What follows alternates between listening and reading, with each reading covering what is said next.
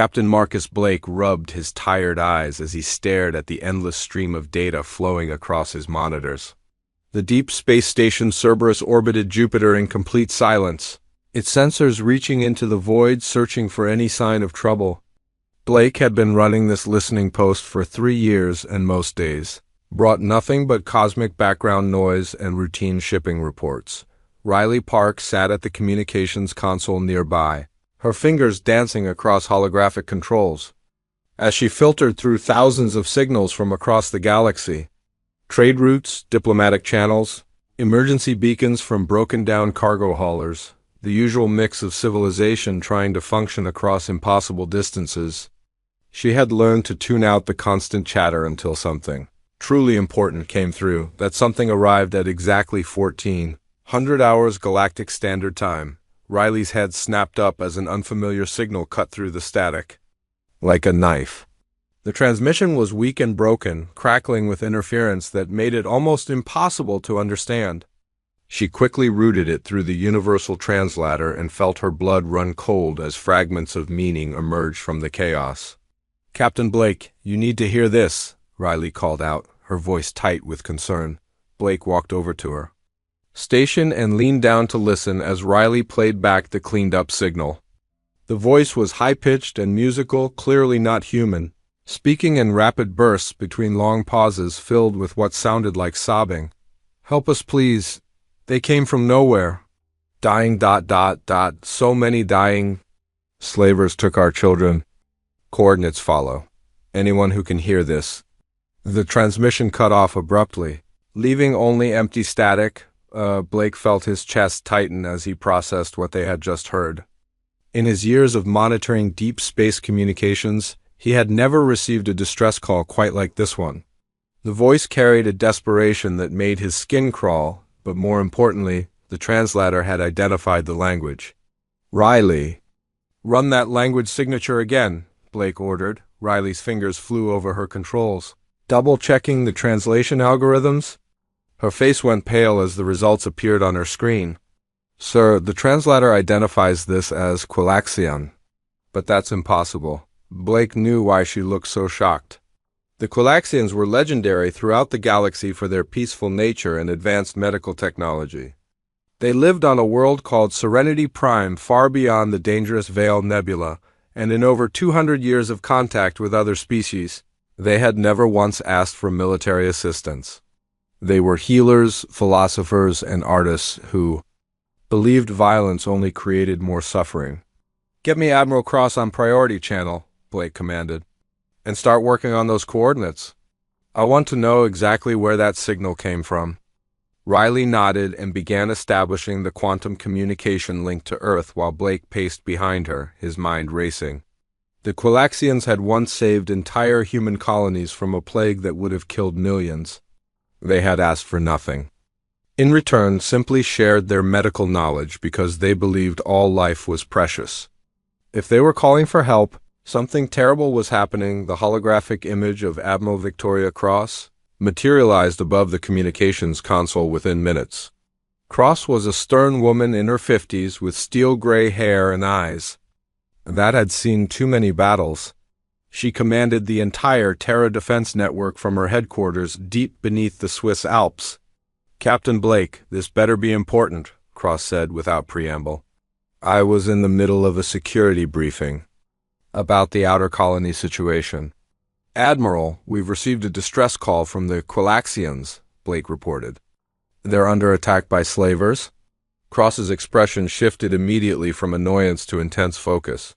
She understood the implications just as clearly as Blake did. "Play the transmission," she ordered. Riley activated the playback and they all listened to the broken, desperate plea for help. When it finished, Cross was quiet for several long seconds, her jaw clenched tight. "Those coordinates put them deep in the Veil Nebula," Cross finally said. "That's Black Fang Consortium territory." Blake felt his blood turn to ice. The Black Fang Consortium was every peaceful species' worst nightmare, a collection of slavers, pirates, and mercenaries drawn from the most violent races in the galaxy. They specialized in attacking defenseless worlds and selling entire populations into slavery. Their technology was stolen from dozens of conquered civilizations, making them unpredictable and extremely dangerous. Admiral, the Quilaxians have no military, Blake pointed out. Their entire philosophy is based on nonviolence. They wouldn't even have weapons to defend themselves. I know, Cross replied grimly, which makes them perfect targets for scum like the Black Fang Consortium. Riley looked up from her console with new information. Sir, I'm detecting multiple distress beacons from that region. It looks like several Quilaxian ships were destroyed trying to escape. Cross closed her eyes for a moment, and Blake could see her making calculations in her head. The Veil Nebula was incredibly dangerous to navigate, filled with gravitational anomalies and radiation storms that had claimed countless ships over the centuries. Getting a rescue force through it would be almost impossible, and even if they succeeded, they would be facing an enemy that had chosen that region specifically because it provided natural defenses. Admiral, Blake said carefully, I could take a small stealth ship and attempt reconnaissance. Get us better intelligence on the situation before we commit to any major operation. Cross opened her eyes and looked directly at Blake through the hologram. When she spoke, her voice carried the weight of absolute authority. Captain Blake, the Quilaxians saved millions of human lives when they had no obligation to help us. They shared their medical knowledge freely and asked for nothing in return. Now they're facing extinction and they've called on us for help? She paused, and Blake could see her making a decision that would change everything. I'm activating Code Omega, Cross continued. Every available ship in the Terra Defense Network is to converge on Sol System immediately. We're not sending a reconnaissance mission or a small rescue force, we're going to war. Blake felt his heart start pounding. Code Omega was the highest alert level in human military doctrine, reserved for threats to Earth itself or humanity's closest allies. It had never been activated before. Admiral, are you certain? Blake asked. The political implications alone, The political implications are exactly why we're doing this, Cross interrupted. The galaxy needs to understand that Earth protects those who cannot protect themselves. And more importantly, there are consequences for anyone who preys on peaceful species. Riley looked up from her console with wide eyes. Sir, I'm already detecting ships changing course toward Sol System. The emergency beacon network is lighting up across human space. Cross nodded with satisfaction. Captain Blake, pack up your monitoring station and report to the fleet assembly point near Mars. You're going to be part of this operation. The hologram flickered as Cross prepared to end the transmission, but she paused for one final statement. Send the message through all available channels to any Quilaxian survivors, she ordered. Tell them help is coming. Tell them the humans remember their kindness, and we're going to make sure the galaxy remembers why Earth is called a death world. The transmission ended, leaving Blake and Riley alone on the station with the weight of what was about to happen settling over them like a heavy blanket. Riley, start the shutdown procedures, Blake said quietly. And prepare a message buoy with everything we know about that distress call. If something happens to us, someone needs to know why we went to war. As Riley began following his orders, Blake stared out through the observation window at the distant stars. Somewhere out there, peaceful beings who had once saved human lives were dying at the hands of slavers. But not for much longer. The Deathworlders were coming. Commander Jack Stone stood on the bridge of the assault cruiser, Retribution, and watched ships materialize from hyperspace like deadly phantoms emerging from the void. In the 3 days since Admiral Cross had activated Code Omega, the largest human fleet in history had begun assembling near Mars, and the sight was both beautiful and terrifying.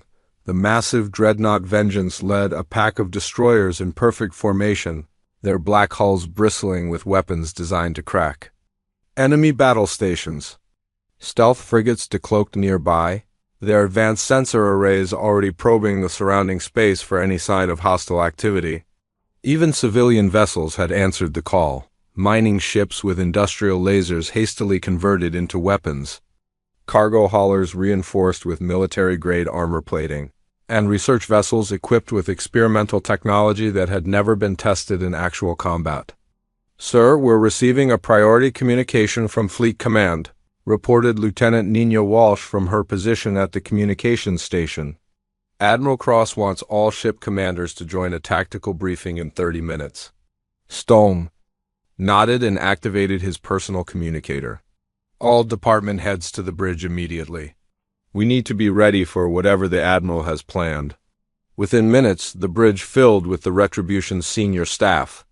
Chief Engineer Paul Anderson arrived first, his uniform still stained with grease from the engine modifications he had been overseeing.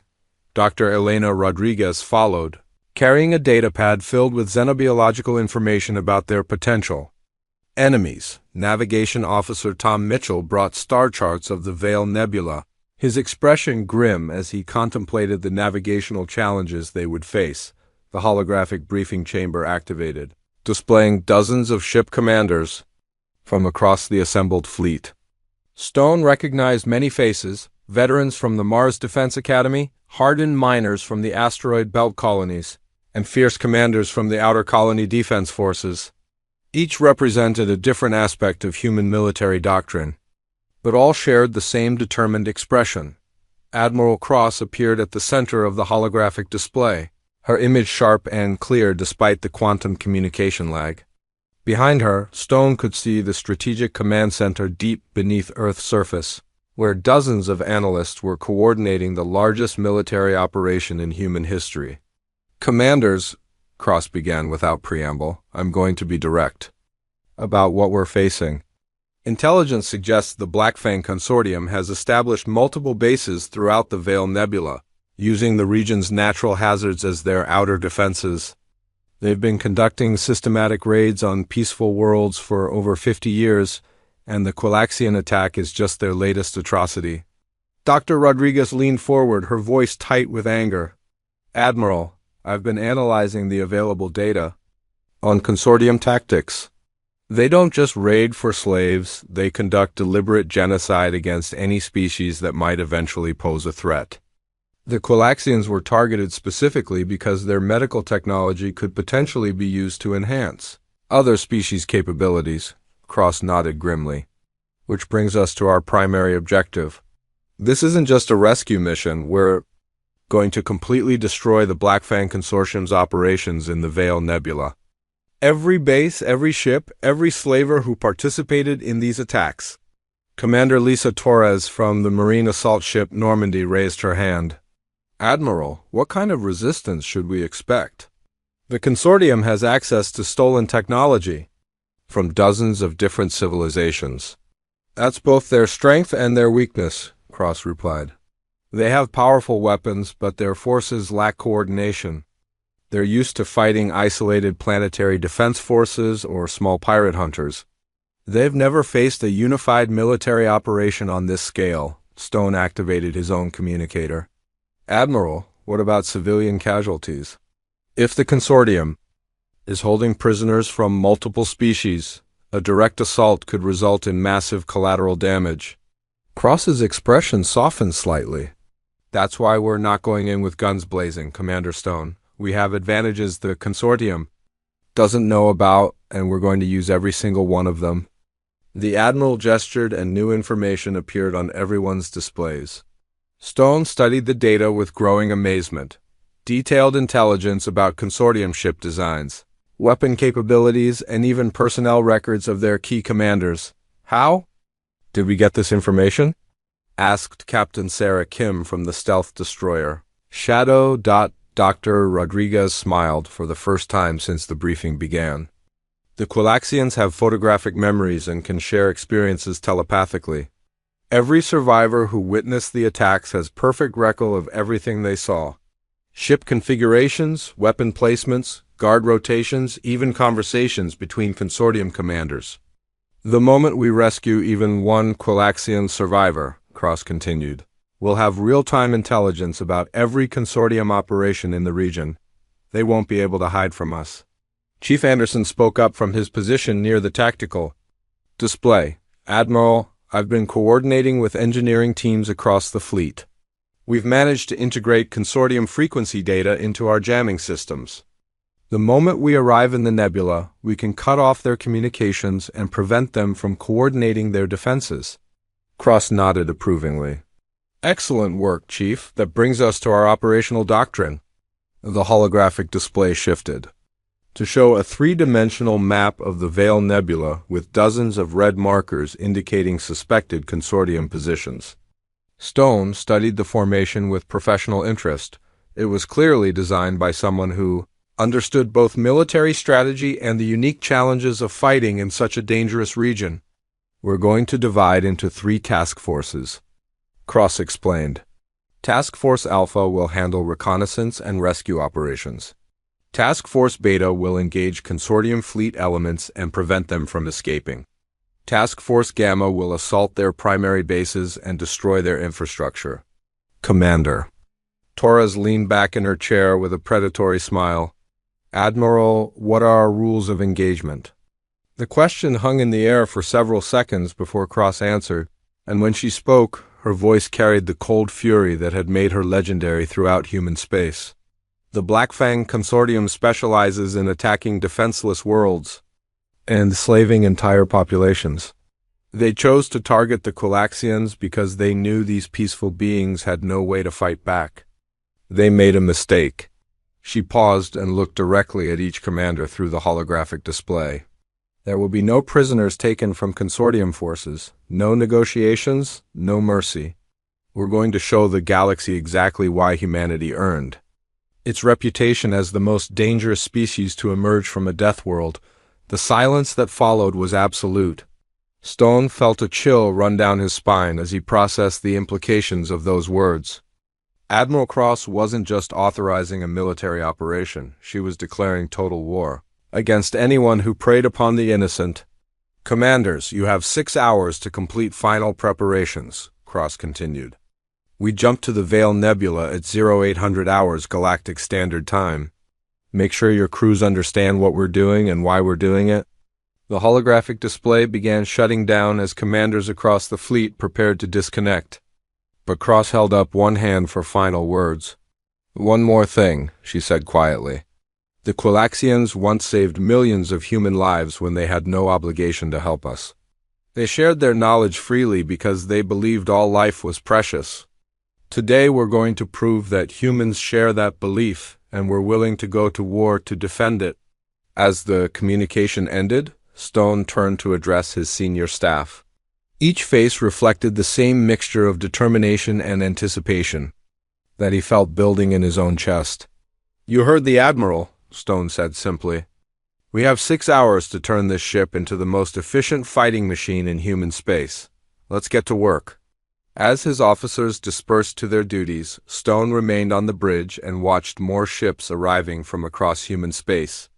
Mining vessels from the Belt, patrol boats from the outer colonies, even ancient frigates brought out of mothballs and crewed by veterans who had answered the call to arms.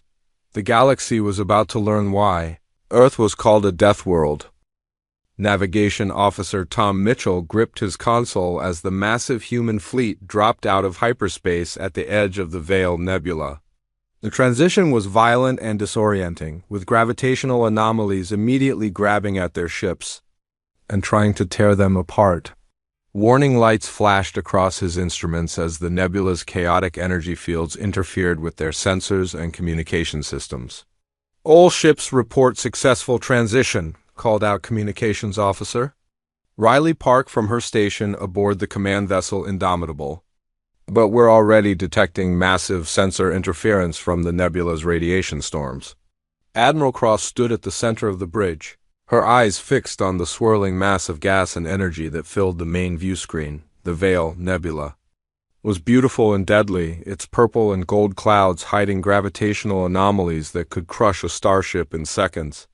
It was the perfect place for pirates and slavers to build their bases, protected by natural defenses that kept most civilized species away. Deploy sensor probes along our planned route, Cross ordered.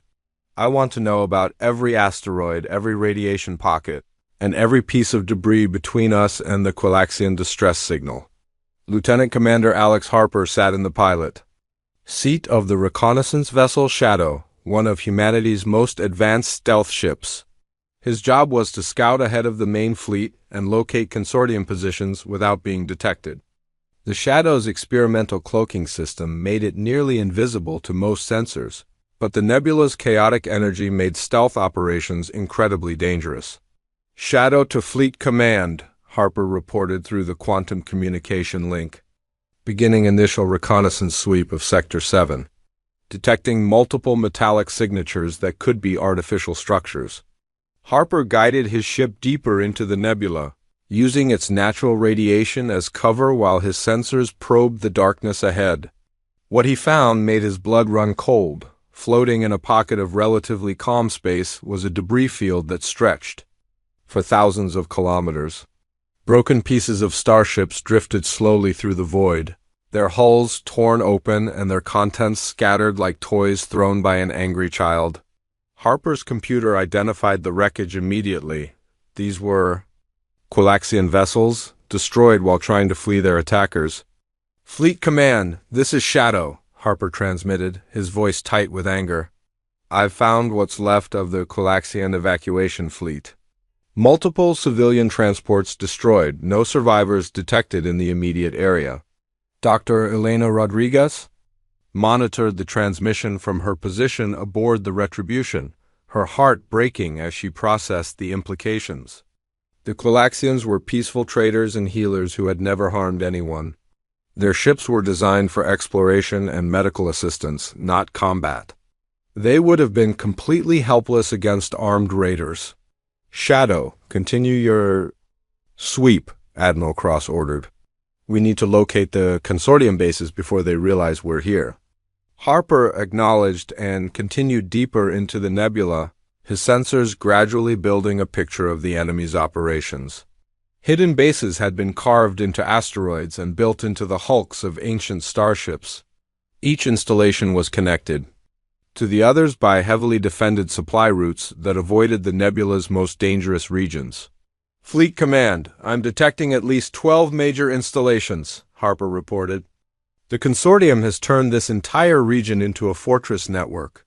They're using the nebula's natural hazards as their outer defenses." Captain Marcus Blake commanded a strike group of 6 destroyers, their mission to investigate one of the smaller consortium bases and gather intelligence about enemy capabilities.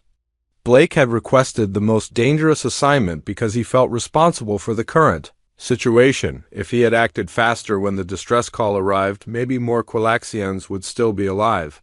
"All ships, maintain formation and prepare for stealth approach," Blake ordered as his squadron moved toward a hidden base built into a large asteroid.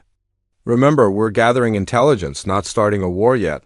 The base appeared on their sensors as they approached, a collection of docking bays and weapons platforms carved directly into the asteroid's surface. Blake could see dozens of ships docked there, everything from sleek raiders to massive cargo vessels designed for transporting prisoners. The sight filled him with rage, but he forced himself to remain focused on the mission. "Sir, I'm detecting life signs aboard those cargo ships," reported sensor specialist Maya Chun. "Hundreds of different species, all being held in containment areas." Blake clenched his fists as he processed this information. The consortium wasn't just holding Quilaxians prisoner. They had captives from across the galaxy, beings who had been torn from their homes and families to be sold into slavery. "Signal the fleet," Blake ordered. "Tell Admiral Cross we've confirmed the presence of prisoners from multiple species." The consortium has been conducting raids throughout this region for years. As Blake's squadron continued their reconnaissance, alarms suddenly began sounding throughout the asteroid base. Guard ships launched from hidden docking bays while weapons platforms swiveled to track the approaching human vessels. The consortium had detected their presence. "So much for stealth," Blake muttered. "All ships, evasive maneuvers. We're getting out of here." The human destroyers accelerated away from the base as enemy fire erupted around them. Plasma bolts and missile swarms filled the space behind them, but the human ships were faster and more maneuverable than their pursuers.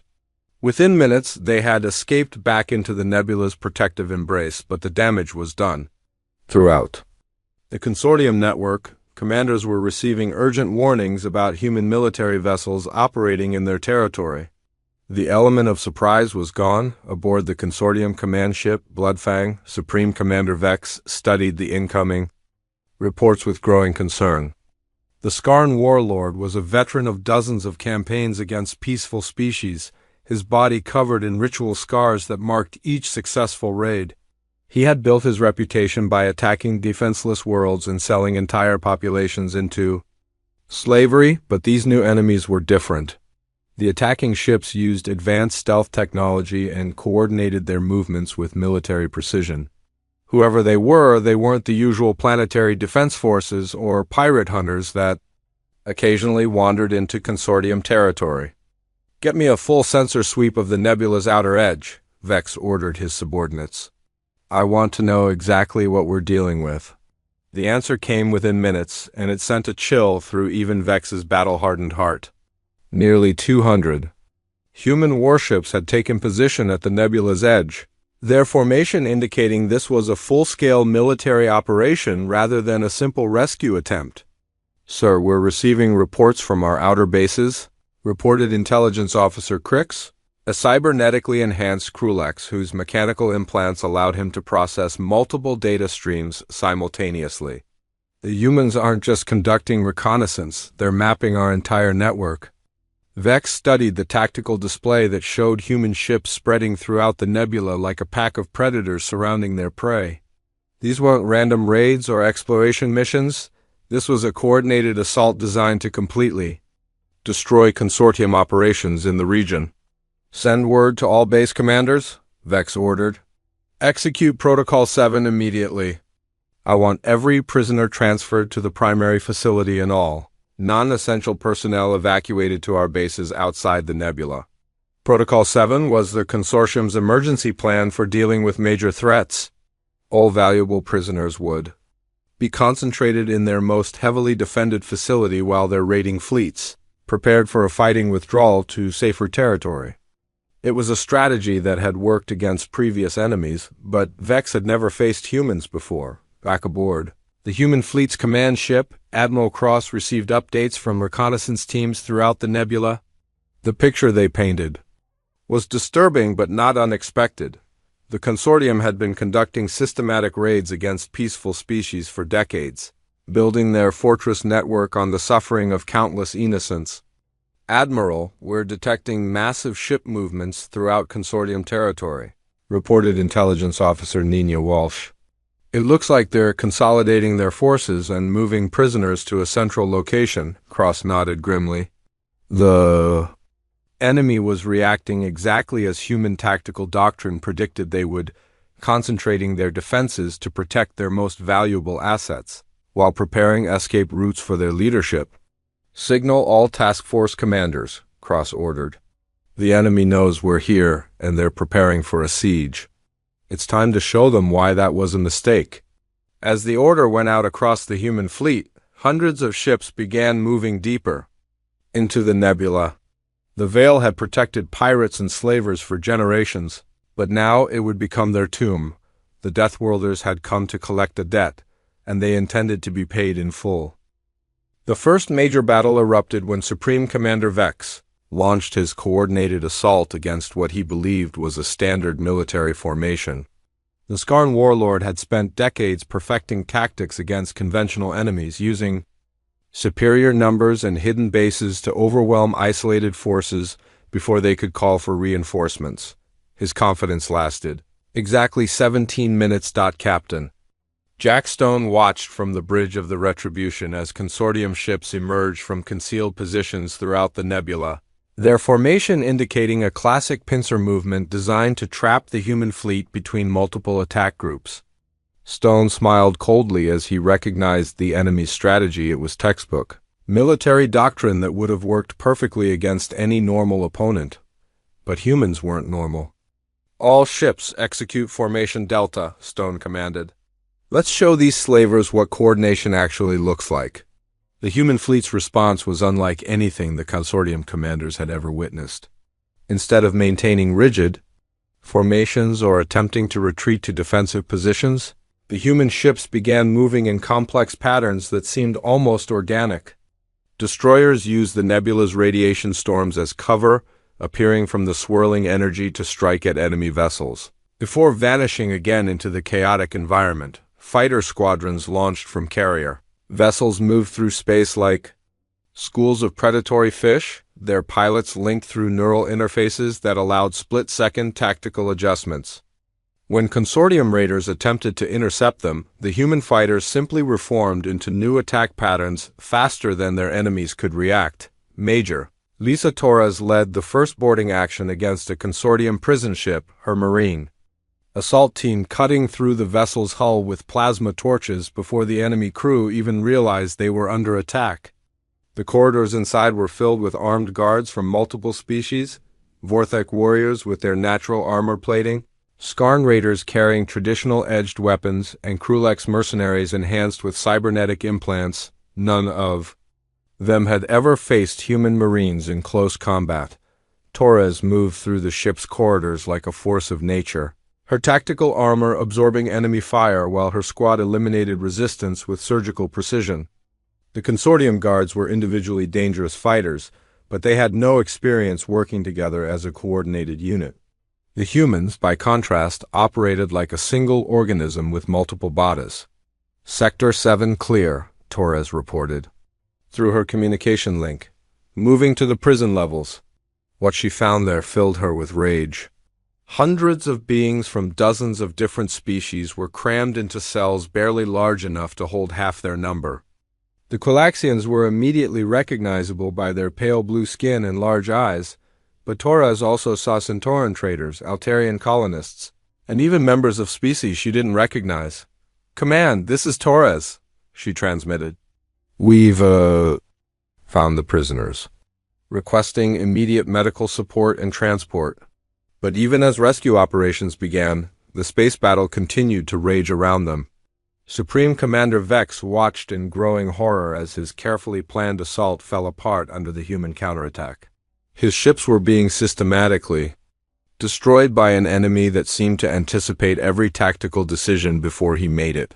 "How are they coordinating so precisely?" Vex demanded from his subordinates. "Their ships are operating independently but moving like they share the same mind." Intelligence Officer Crick studied the tactical data streaming across his cybernetic implants, his mechanical brain processing information faster than any organic mind could manage. What he discovered sent a chill through his enhanced nervous system. "Sir, the human ships are using quantum communication arrays to share tactical data in real time," Crix reported. "Every vessel in their fleet has access to the same information simultaneously. They're not just coordinated, they're operating as a single military unit with hundreds of components." This revelation explained everything Vex was witnessing. The human fleet wasn't a collection of individual ships following orders from a central command. It was more like a distributed intelligence that could adapt to changing conditions faster than any traditional military force. Chief Engineer Paul Anderson demonstrated this principle perfectly when his team captured a consortium weapons platform by turning the enemy's own technology against them. Instead of simply destroying the installation, Anderson's engineers studied its systems for weaknesses and then used those vulnerabilities to take control of the entire network. "Fleet Command, this is Anderson," he reported with satisfaction. "We now have access to the consortium's communication system.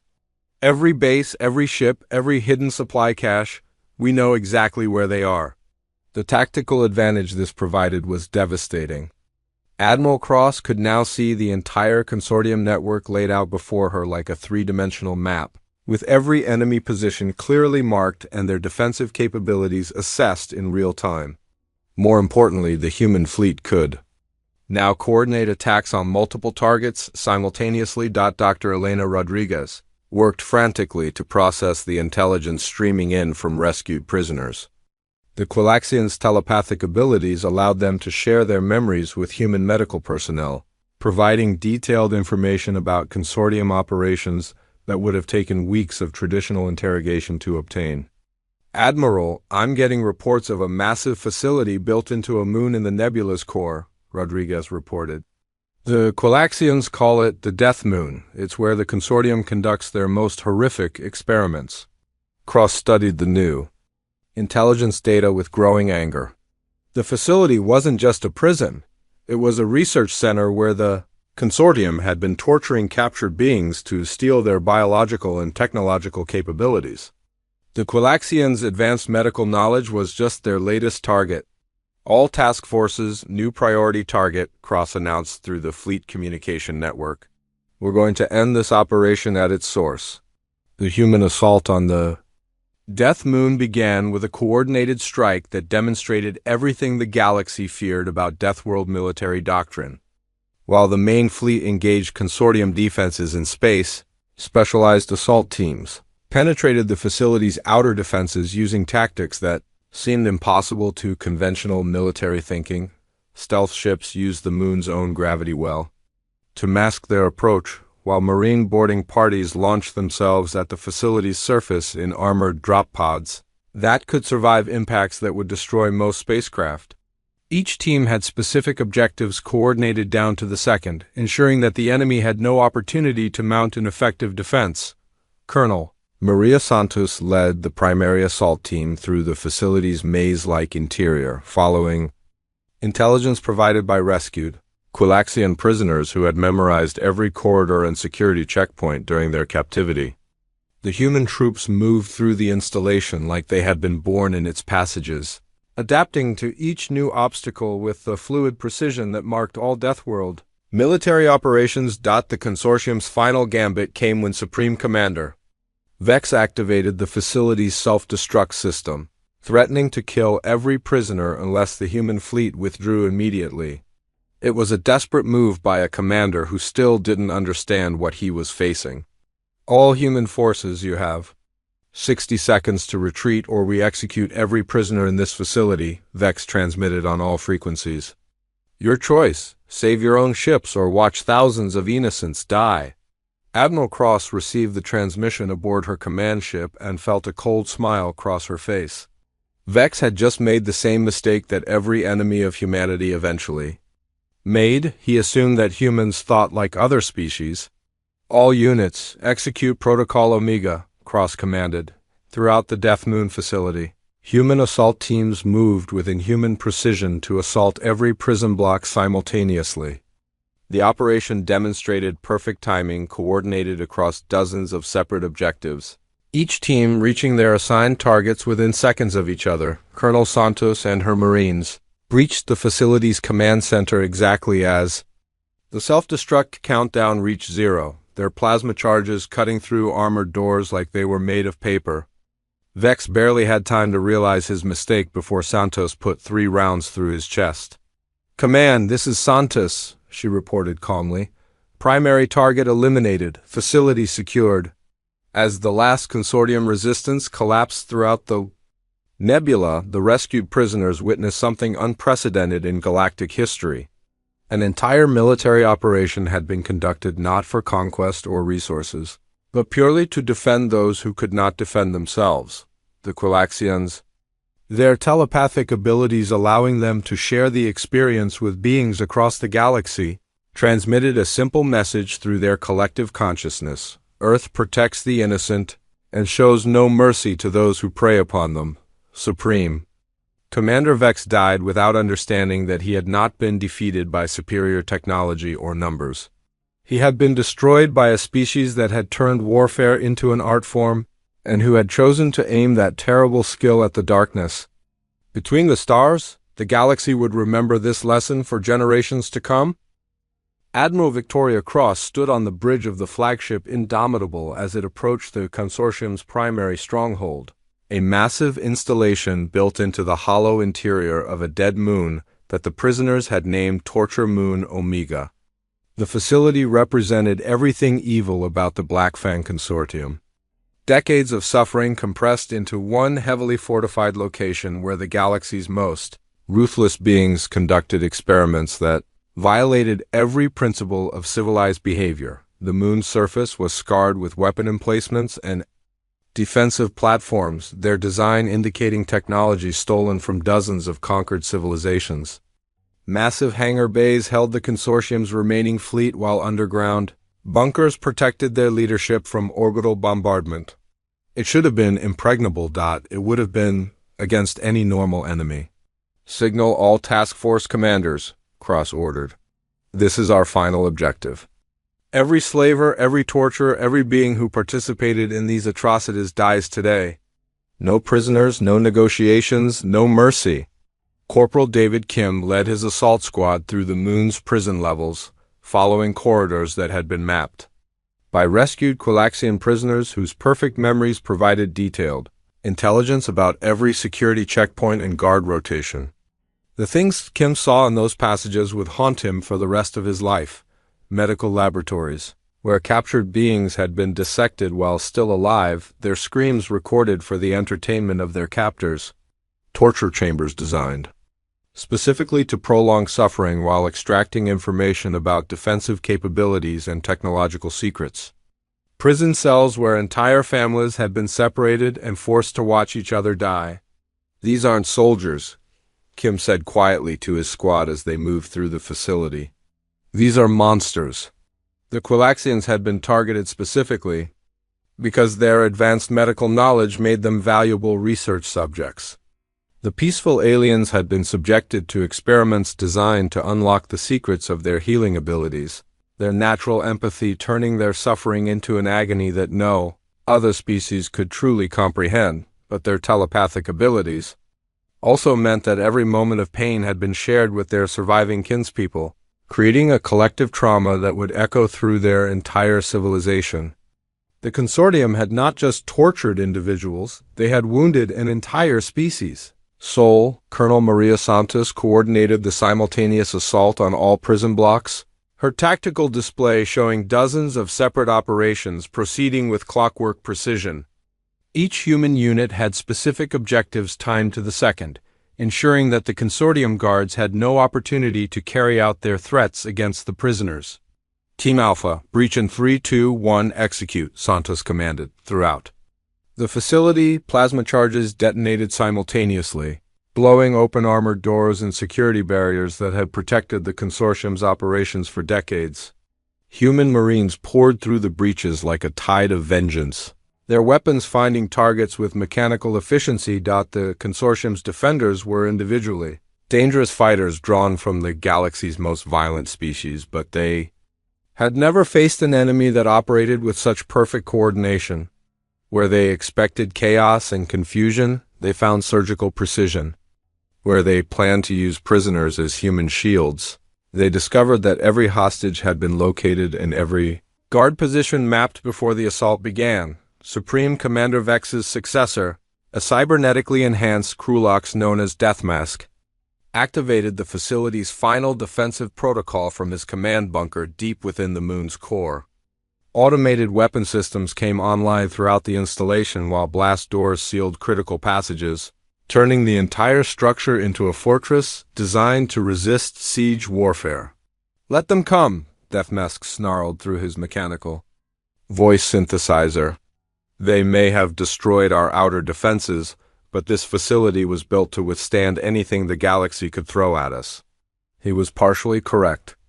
The Torture Moon's defenses had been designed by paranoid engineers who understood that their crimes would eventually attract retaliation.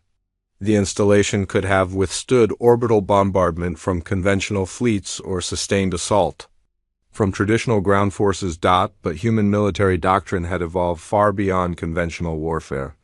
Chief Engineer Paul Anderson led a team of specialists through the facility's maintenance tunnels, carrying equipment that looked more like mining gear than military hardware. Their mission was not to fight their way through the consortium's defenses, but to turn the installation's own systems against its defenders.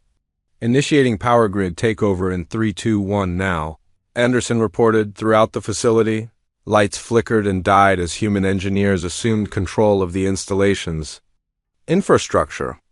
Emergency power systems came online but immediately fell under human control as well, allowing Anderson's team to manipulate the facility's environment like a master musician playing an instrument. Blast doors that were supposed to protect consortium positions suddenly opened, exposing defenders to human assault teams. Weapons platforms designed to target invaders swiveled to fire on their own forces. Even the facility's life support systems became weapons as Anderson's engineers selectively adjusted atmospheric pressure and oxygen levels to disable enemy strongholds. Command: This is Anderson. We now control the facility's infrastructure. Enemy resistance is collapsing across all levels. Dr. Elena Rodriguez worked frantically to coordinate medical teams as rescued prisoners were evacuated from the installation. The variety of species represented in the consortium's victims was staggering, beings from hundreds of different worlds, each one representing a family destroyed and a civilization wounded. But it was the condition of the Quilaxian prisoners that broke her heart. The peaceful aliens had been systematically tortured for their medical knowledge, their natural empathy making their suffering even more intense than that of other species. Many showed signs of psychological trauma that might never fully heal. Dr. Rodriguez, we've found something you need to see, called out Marine Sergeant Lisa Park from deeper in the facility. Rodriguez followed Park to a laboratory complex that represented the absolute depth of consortium cruelty. Here, captured Quilaxians had been subjected to surgical procedures designed to extract their biological secrets while keeping them conscious throughout the process. Computer records showed that some prisoners had endured months of continuous torture while their screams were recorded for analysis. "Dear God," Rodriguez whispered, "how could anyone do this to another living being?" The answer came from the facility's computer files, which contained detailed records of every atrocity committed over the past 50 years. The consortium had not tortured their prisoners for information or strategic advantage. They had done it simply because they enjoyed causing suffering. The pain of their victims had become a commodity traded between different consortium factions. Lieutenant Commander Alex Harper discovered the installation's trophy room, where consortium leaders had displayed artifacts taken from destroyed civilizations, artwork from extinct species, weapons from conquered armies, even preserved remains of beings who had tried to resist their attacks. It was a monument to genocide on a galactic scale. "Fleet Command, this is Harper," he transmitted with barely controlled rage. "You need to see what these monsters have been doing. They're not just slavers, they're collectors of suffering." Admiral Cross received Harper's report aboard the Indomitable and felt her jaw tighten with fury. The evidence streaming in from assault teams throughout the facility painted a picture of systematic cruelty that exceeded even her worst expectations. The Blackfang Consortium had not simply been conducting military operations. They had been waging war against the concept of civilization itself. "All units, updated rules of engagement," Cross announced through the fleet communication network. "Any consortium personnel who surrender are to be shot on sight. These beings have forfeited their right to exist." The final battle for torture. Moon Omega's command center demonstrated everything the galaxy had come to fear about human military capability. Deathmask had positioned his elite guards in a defensive formation that should have been able to hold off an army, their position protected by overlapping fields of fire and multiple layers of armored barriers the human assault team bypassed. All of these defenses by cutting through the facility's outer hull and entering through a maintenance shaft that the consortium engineers had never considered vulnerable. Colonel Santos and her Marines emerged directly behind the enemy positions, their surprise attack eliminating the facility's leadership before they could mount any meaningful resistance. "Command, this is Santos. Primary target eliminated. Facility secured." As the last consortium resistance collapsed throughout the installation, the rescued prisoners witnessed something that would be remembered across the galaxy for generations. The humans had not come seeking conquest or resources. They had traveled across the dangerous Veil Nebula purely to defend beings who could not defend themselves. The Quilaxians, their telepathic abilities allowing them to share experiences across vast distances, transmitted the complete record of human actions throughout their surviving civilization. The message was simple but profound. Earth remembers kindness and avenges cruelty. 3 days later, the human fleet prepared to depart the Veil Nebula. Every consortium base had been destroyed, every slaver eliminated, and every prisoner safely evacuated to their homeworlds. The region that had once sheltered the galaxy's worst criminals now contained only wreckage, and the ghosts of their victims. Admiral Cross stood on her bridge one final time and surveyed the aftermath of the operation. Nearly 4,000 beings had been rescued from consortium prison facilities, representing dozens of species that had been thought extinct.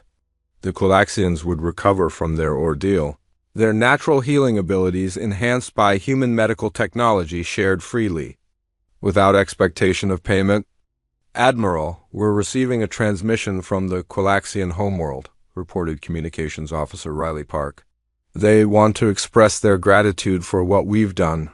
Cross shook her head. Tell them no thanks are necessary. We were simply returning a favor. As the human fleet engaged their hyperspace drives and began the journey home, their actions sent ripples across galactic civilization.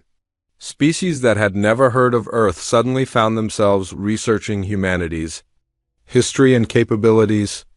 Pirates and slavers throughout the galaxy discovered that their victims now had protectors who showed no mercy to those who preyed upon the innocent. The Veil Nebula, once a haven for criminals and outcasts, became a memorial to their victims, and a warning to anyone who might follow in their footsteps. Navigation buoys placed by human engineers carried a simple message in hundreds of languages. This region is under the protection of Earth. Any vessel conducting hostile actions against peaceful species will be destroyed without warning. But perhaps the most important consequence of the operation was the message it sent about human values. The galaxy had always known that Earth was a death world that produced dangerous beings, but now they understood that humans had chosen to aim that terrible capability at the darkness between the stars. The Colaxians' telepathic testimony spread throughout civilized space, carrying with it the knowledge that somewhere in the galaxy there existed a species that would cross any distance and face any danger to protect those who could not protect themselves. The Deathworlders had spoken, and the universe would never be the same.